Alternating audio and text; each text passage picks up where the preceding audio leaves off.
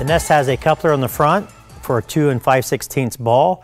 We want to push the latch forward and lift up, then we can put it down on the ball, and then we push back to lock it in place.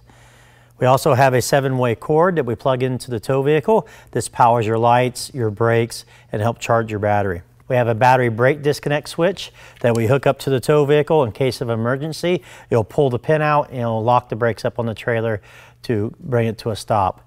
Please do not use this as an emergency brake by pointing this at a campsite, because it will ruin your batteries and your brakes.